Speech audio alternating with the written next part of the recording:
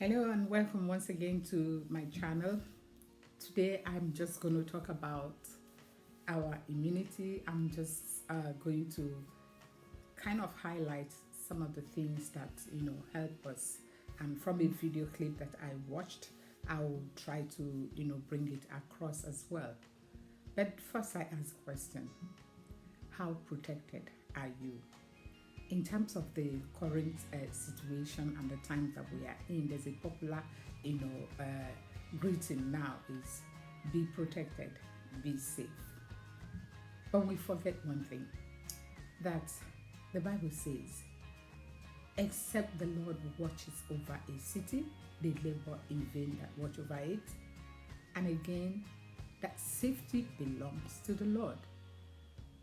Agreed. And that is what it's all about. But the thing is, if you don't keep up with what can help you, the defenses that God will have put on us will, if it's found, wanting by our actions, by the things that we engage in, then we have a problem. What are those defenses? Naturally, God has built man as a very strong being and to be able to fight any other microorganism. But because of the modern society that we are in, we found ourselves engaged in, trying to kind of act as civilized, having processed foods, and it tastes nice to the taste bud. But the thing is, they kind of lower our immunity. What are the things that will help us to build up our immunity and to help us to fight in the case of any, invaders in terms of microorganisms, viruses? The experts have told us that vitamins are very important for our health. Vitamins are very important for our well-being. How have you engaged yourself in this time that we are in ensuring that your diet is exactly that which will protect you?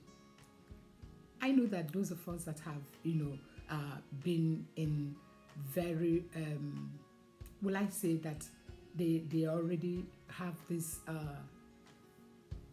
kind of, it's a habit to always eat junk food, to do this, eat things that are not healthy. But in this time of lockdown, I kind of begin to wonder what is going to become of them. Even though they can go to the shop or to the mall, to buy whatever, it's not as them being able to get it at their beck and call. So my message this morning is for us to be able to overcome and make it a consistent way of living, that we are engaging ourselves in healthy living, eating fruits, vegetables, vitamins. I have two pictures I'm going to share with you. One of someone who is well protected with all of the PPEs. The other one, is of just a peasant farmer with just a piece of, cabbage leaf over his nostril to protect him. But I drew an analogy from both of them. Even if you're well protected on the outside, but on the inside, if you don't have the actual defenses, at some point you have to take out the gears and the microorganisms will gain entry. But if you're eating healthy and have all the defenses, even without the sophisticated gear, you'll still be strong. If you get the infection, you'll be able to fight it. I have a video clip that I also want to share with you on how to maintain, or how what you have to eat to be able to fight this virus if you get it, and how to also help you not to get it. That the government and every health institution, the healthcare givers have told us, by washing your hands constantly, keeping your social distancing, at least that will protect you, covering up yourself. So I want you to have a listen and try as much as you can to abide by this. This is the period that we are all trying to change things. Try to change things. Now that we are, at home, we're not going, to work. Try that habit is less of those who wake up in the morning, who leave, there's no time to prepare, a proper breakfast. You go to the office, you just go grab a burger. In the lunchtime, you go, or maybe in the morning, you grab a burger. In the afternoon, as you're coming back, you're also going to grab, one thing or the other. That does not help. Please be protected. Be safe. Above all, God is the ultimate protector. Keep yourself in tune with Him. Do your part, and God will do His part. Because if we don't do our part, and we find out that our defenses are low, our defenses, because we are not able to, fight for us, because we have not enabled them to fight for us. So please be safe out there. I'll talk to you in my next video. Thanks for watching.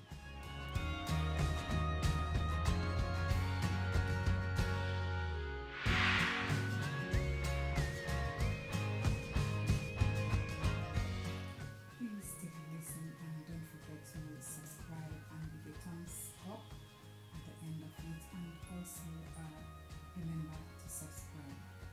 Thank you. COVID-19 or coronavirus disease has engulfed entire world, including India.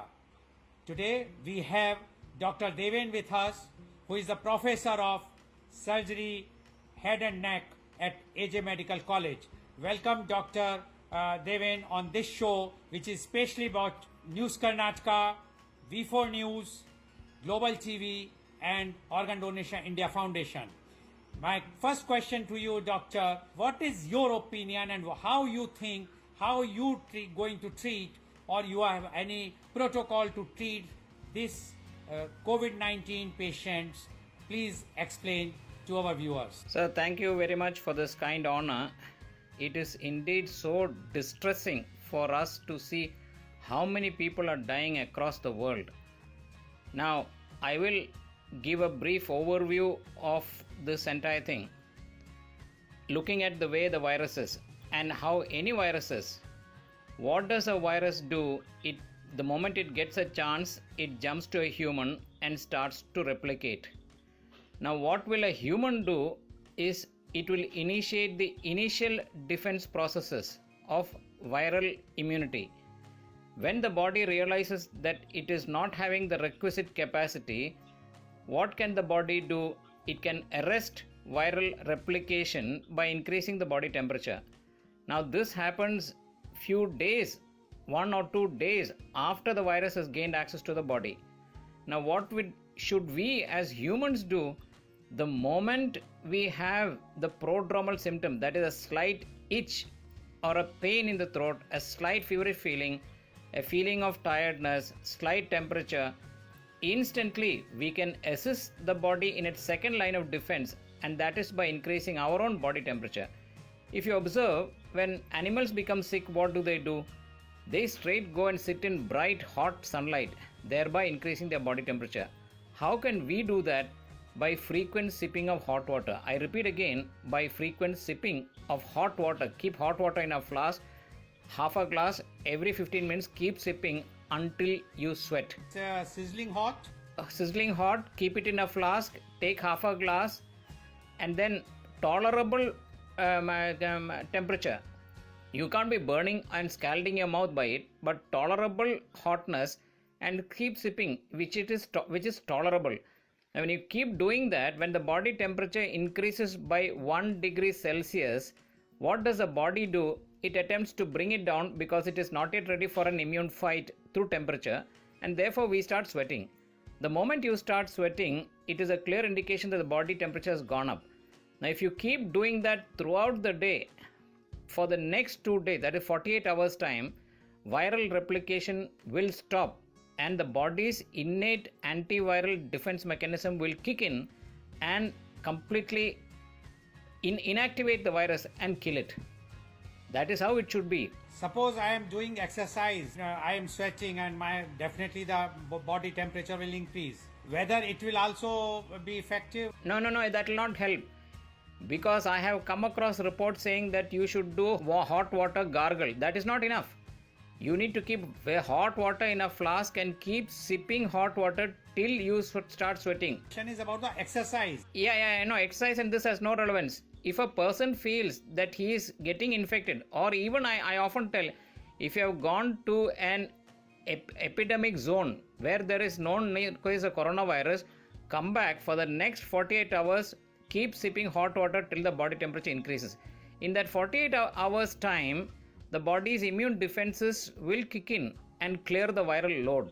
What is the prime intent? To clear off the viral load and kill it. Now, why are people dying? When you look at why are people dying when the immune system is not adequate enough?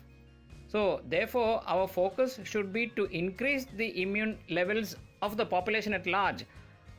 Now, as you know, earlier, many years back, during my post-graduation, my prime research and thesis was on immunology and infections. At that time, I had a massive file only on zinc.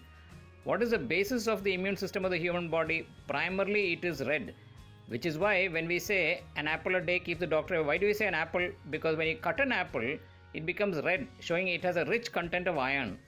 Earlier, we knew that if we had adequate iron stores, the body's immunity will increase. The second thing of immunity is zinc.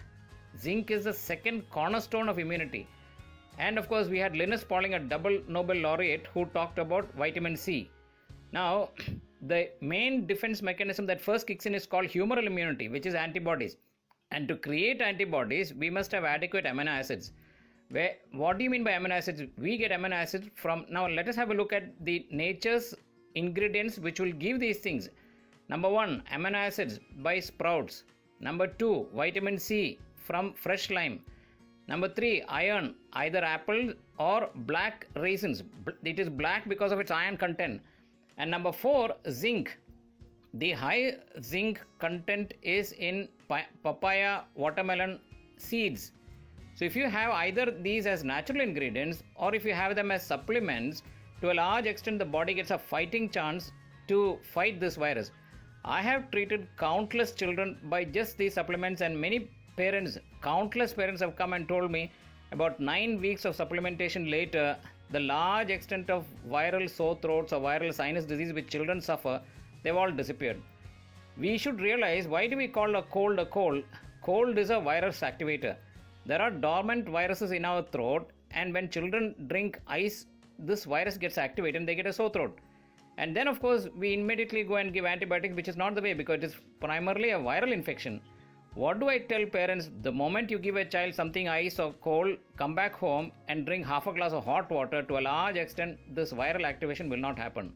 So therefore, I want to re-emphasize very clearly, because my belief is that in the initial 48 hours, when the person feels that he is infected, do we have this as an interventional therapeutic option advocated by anybody as of now? No. In the first 48 hours, frequently keep sipping hot water till you start sweating. Maintain that for 48 hours.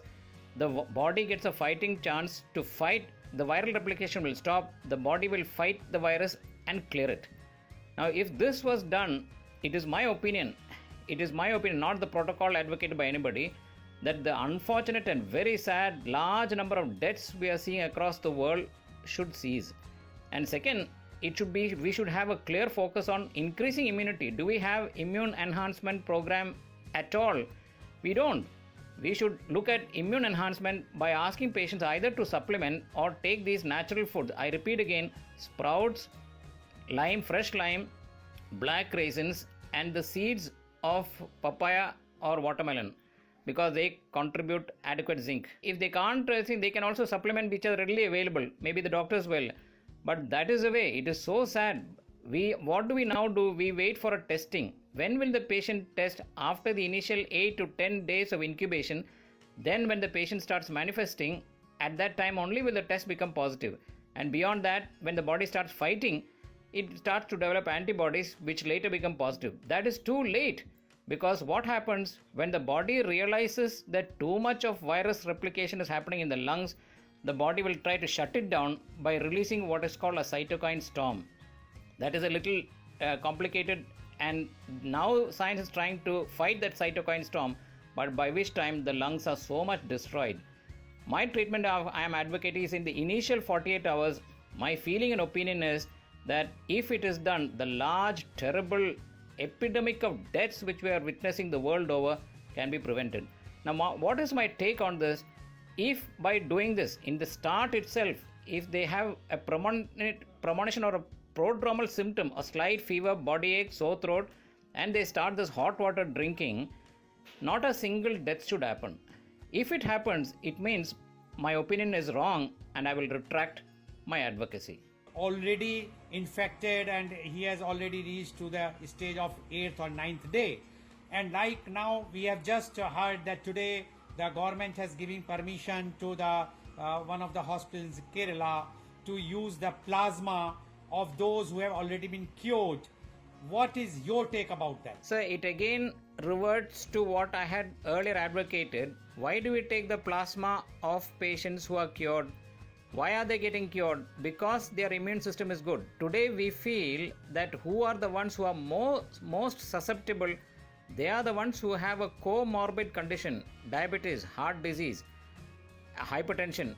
But what is the main problem in them? A decreased immunity. So my argument is, instead of waiting for an illness and instead of all this, why don't we increase the immunity? If the immune system is vastly enhanced, this susceptibility should not happen. So now what are we doing now? A patient who has recovered means he's got a good immune system, and we take the blood of that patient, if it is compatible, then or the serum, and then we inject it to those who are suffering. That is a good idea, but by the time it is too late actually, and only God can help. I wish that by the divine's intervention, patients will survive. Now there have been patients who have been cured by this technique, I know. In 1890, when the diphtheria came, and at that time there were no antibiotics in the world, at that time these techniques were used and many patients were saved. What you say about that? That is true, because they are applying the same principle of an enhanced immunity. There are some people whose immune system is good, either because of their dietary pattern or they have looked into it, and therefore as a consequence of enhanced immunity they are able to fight it.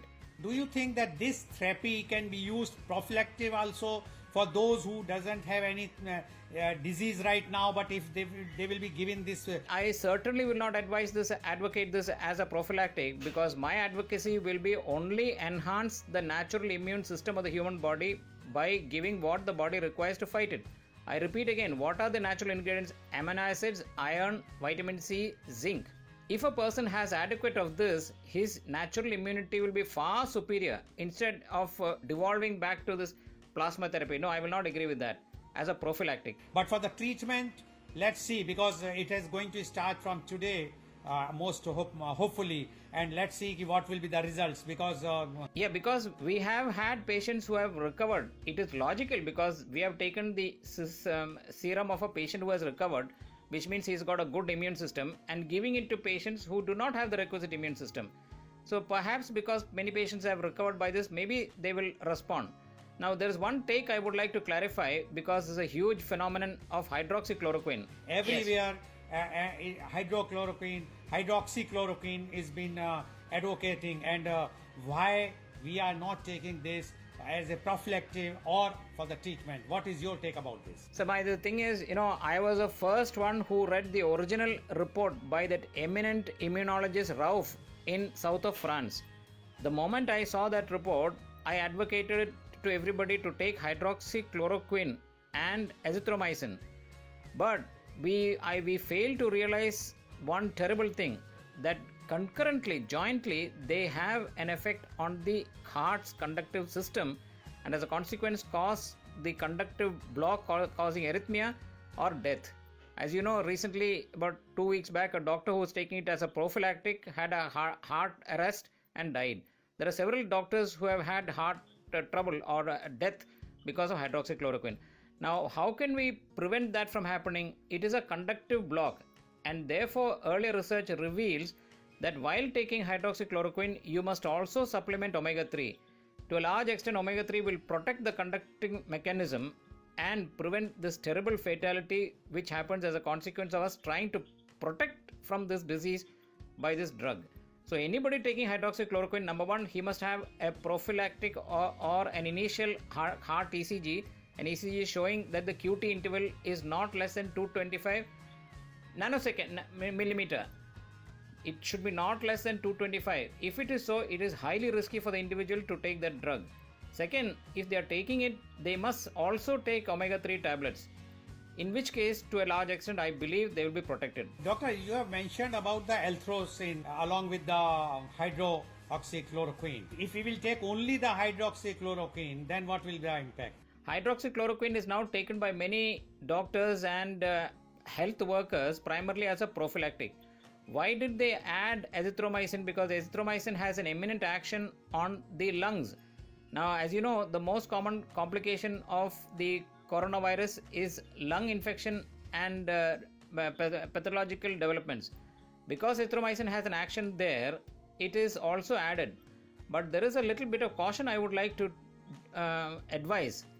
Azithromycin has caused agranulocytosis in a few patients and they have died as a consequence of azithromycin. So we need to be very careful and we need to be monitoring these patients minutely before we can advocate it as a long-term or a large-scale treatment. That there is a feeling that whosoever has taken the BCG, anti-tubercular vaccine, initial stage in the childhood, they have a more resistance power against this coronavirus. What is your opinion about that? Sir, I read about that. The thing about BCG is because it is a vaccine, it triggers the immune system, allowing it to increase its production of both T and B cells. But my argument against is I have treated countless number of individuals for both viral sinus disease, viral sore throat by just enhancing the immune system naturally and then by asking them to sip hot water. So therefore, why should we revert to a vaccine and attempt wherein which we can actually enhance the immune system by the way nature has intended it to be? Millions of years by a natural immune mechanism we have survived on earth. So millions of years. So why should we therefore look at the current thought of BCG and other things? I will not advocate that. I only will advise the general public because there is a small little report that happened. They looked into those who died at a later age and they found that those people had a lower level of blood zinc. Now if that is said to be true, it is true for the larger population. We do not have adequate zinc containing foods in our diet, zinc being the second pillar cornerstone of immunity. This is what we should do and we should not advocate BCG and other things. No. So according to you, to increase the immunity, we should have a zinc tablet or something like that? Iron which comes from black raisins or black dates, vitamin C that comes from fresh lime, amino acids that come from sprouted grains, and zinc which is found to be rich in papaya, watermelon seeds. Okay, so according to it's all natural thing which can increase our immunity, correct? Yes. Today Dr. Deven clarified the doubts about coronavirus, and you have mentioned that instead of going for such type of treatments, what is prevailing right now, why not a very simple thing, if we will increase our immunity by taking those things which are naturally available, one can have at initial stage you feel that you have a sore throat or slight temperature, increase the body temperature by sipping the hot water, and otherwise increase intake of omega-3 by natural things like what you have already explained. One can survive in this present scenario. Thank you very much, Dr. Deven, for coming on this show, which was brought especially by News Karnataka, V4 News, Global TV, and Organ Donation India Foundation. Thank you very the much. thing is, if by this talk and your wonderful questions and my responses, if we can avoid the terrible deaths that are happening around the world, we will be blessed. That's what our aim is. Thank you very much, Doctor, for giving your... Thank you so much. Thank you very much.